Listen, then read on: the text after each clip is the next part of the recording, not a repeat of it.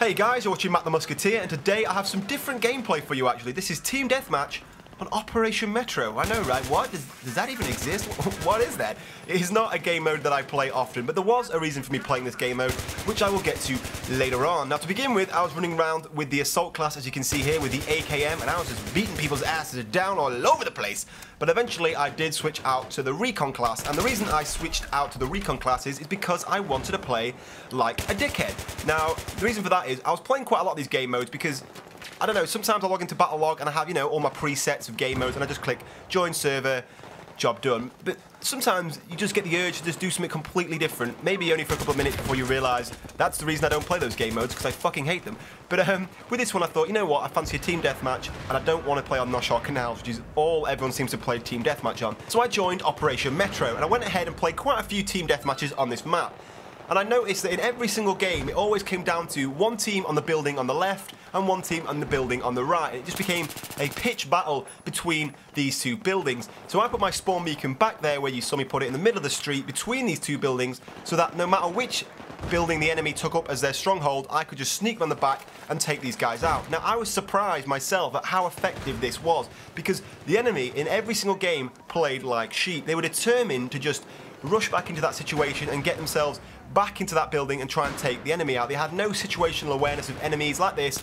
Straight away, he must have died and just thought, right, I want to get back up in this building, back to this window. Look at them all. They're all just facing the wrong way. I do come around here and there's two facing me. I do get whacked there, but every single time, spawn back there again and just get behind these guys. Look, as you can see, they're all spawning here and they're just not even taking any notice of me dropping guys in front of them as they try and rush back to that building. So I was having quite a lot of fun just taking advantage of players who were just playing like sheep. So whilst you guys enjoy me slaughtering the livestock, there are quite a few different things I want to talk to you guys about today. Since I did my last commentary, a few things have happened in the gaming world. Of course, the very first one is the big announcement of the PlayStation 4. Now, I was going to do a video covering the entire PlayStation 4 announcement and stuff like that and my first thoughts, but there were a lot of videos covering that kind of stuff, and, you know, I know myself, because you forget that sometimes that some of these YouTube guys who make videos, we subscribe to people as well, and we watch YouTube videos, and, you know, I've seen about 6 YouTube coverages of the PlayStation 4 already, and I know you guys, you're probably sick of it now. You've heard that all there is to hear about the PlayStation 4, so I'm not going to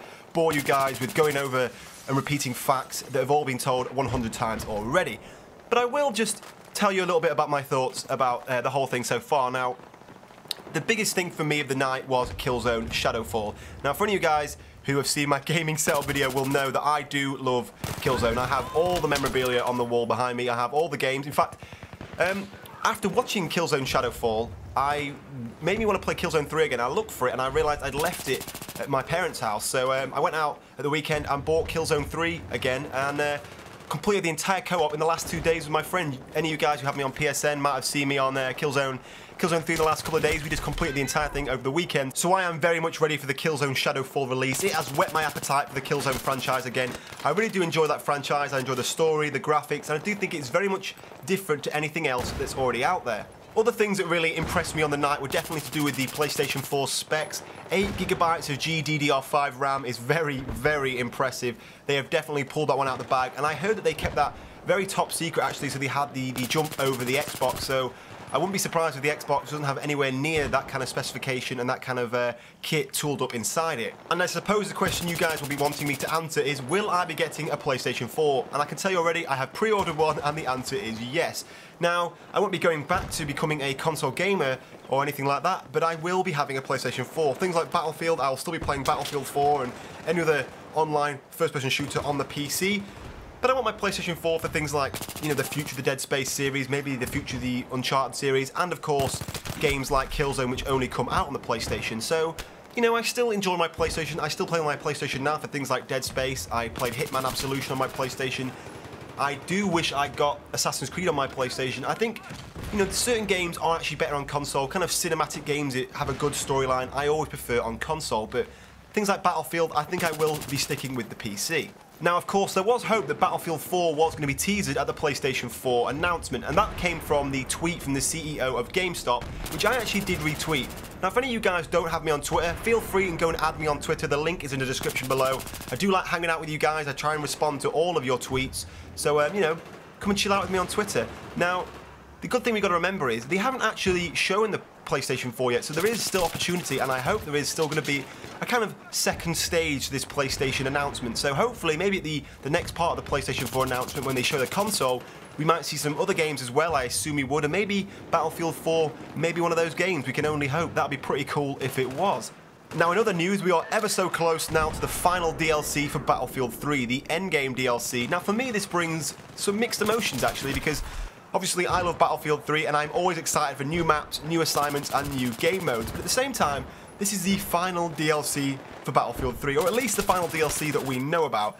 And for me, that brings some mixed emotions because, you know, it kind of signs off Battlefield 3, really. This is the last thing they're giving us. There's nothing else on the horizon. There's nothing new and shiny coming to Battlefield 3 once this DLC has come out. So for me, it's kind of a sad day that, you know, it's almost the writing off of Battlefield 3. Obviously, people are going to play it for a long, long time to come. I'm going to be playing it till the next Battlefield comes out, and probably even after that. But in terms of making the game feel fresh and new, you know, that's going to be over once Endgame comes out and everyone has played it and got used to it. And it's quite a sad thing that's the end of the road for Battlefield 3. Maybe, hopefully, the developers have something secretive up their sleeve, and we may have another special DLC on the way at some point. You know, we can always hope, but at the same time, it is very sad that it is the end of the Battlefield 3 DLC. But at the same time, it's also very, very exciting because, of course, it's 4 new shiny maps. Now, these 4 maps are season-orientated, so, you know, there's one for every one of the 4 seasons. And also, this, of course, has air superiority, is back in Battlefield. It's 12v12 fighter jets. Now, that is something you will not see me playing, or not seeing me playing successfully anyway. I might jump in a jet and just make myself, you know, cannon fodder for the other jets. Now, for me, this game mode would be so much cooler if they turned off rockets and it was just machine guns, pure old-school dogfighting, because otherwise I can see this game mode being, you know, you're still on the runway and it's beep, beep, beep, beep, beep, beep, beep, beep, you're going to be getting locked onto constantly. So, and for me, someone who hasn't used jets a lot, I have unlocked nothing for the jets. So if I get in the jets, I am just going to get absolutely fisted. I'm going to tell you that right now. So I think it'd be cool if it came down to old-school, just machine guns on the, you know, the air superiority mode. That would be pretty cool. Maybe there's a way, hopefully someone will create servers for that kind of thing. I don't know if they can switch off missiles, but it would be cool if that was an option. But anyway, guys, that is the end of today's rant. I just thought I'd have a good catch up with you guys and just express my opinion on a couple of things that have been going on recently in the gaming world. But now it's down to you in the comment section below, as usual, to tell me your thoughts on what is going on in the world. I want to hear from you. Tell me what you think is going on, and stay tuned for later on this week. It is the finale. I'm going to be giving away my GTX 560 Ti graphics card, so stay tuned for that. But in the meantime, guys, thank you for watching, and I will see you soon.